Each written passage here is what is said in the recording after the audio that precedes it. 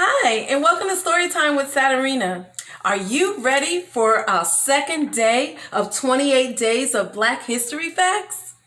I am. I'm ready to read you two more stories about two famous African Americans. Let's get started. Our first story is going to be about an exceptional man. His name is James Armistead Lafayette.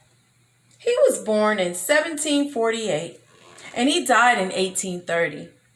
He was a Revolutionary War spy. Not much is known about James before the Revolutionary War. He was born enslaved in Virginia, and his owner, who managed military supplies, taught James to read and write so he could be a better worker.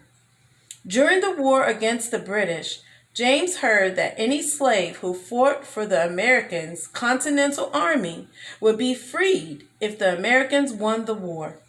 He got his owner's permission to enlist, and in 1781 was assigned to serve under Marquis de Lafayette, a young aristocrat fighting for the American cause. At first, James used his knowledge of the Virginia landscape to transport messages. But then James and Lafayette had a better idea. James could spy on the British. Posing as a runaway slave, James went to the British camp commanded by Lord Charles Cornwallis. James helped lead troops through the unfamiliar land. No one suspected that he could read and write, so generals and other soldiers talked about their tactics in front of him, and he was given access to British maps and plans.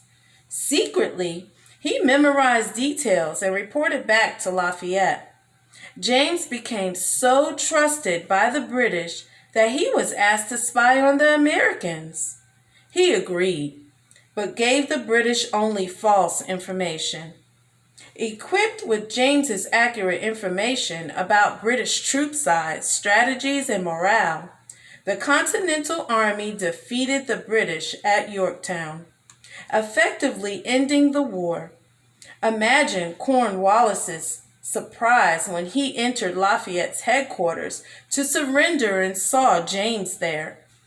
After the war, enslaved people who served as soldiers were freed, but James had not technically been a soldier, and when he was not freed, he petitioned for his release, but was ignored.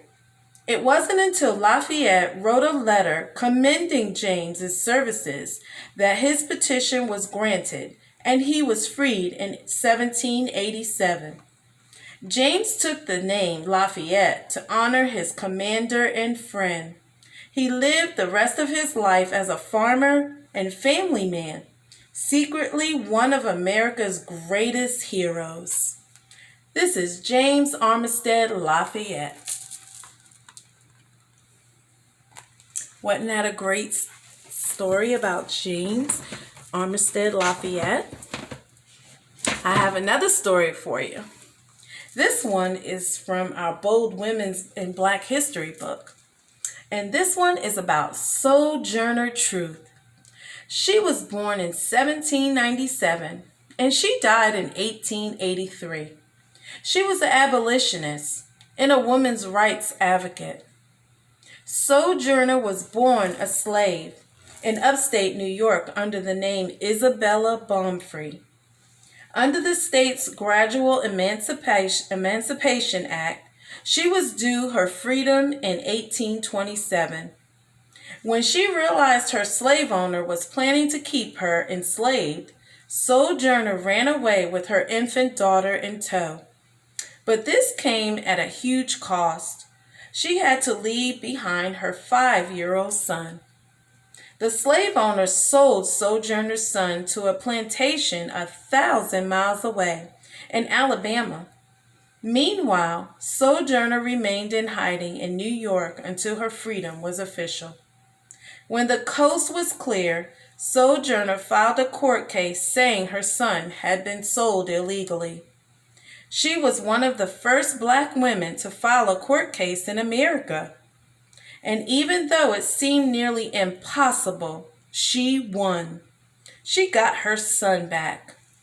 In 1843, she changed her name to SoJourner, which means traveler, and became a preacher.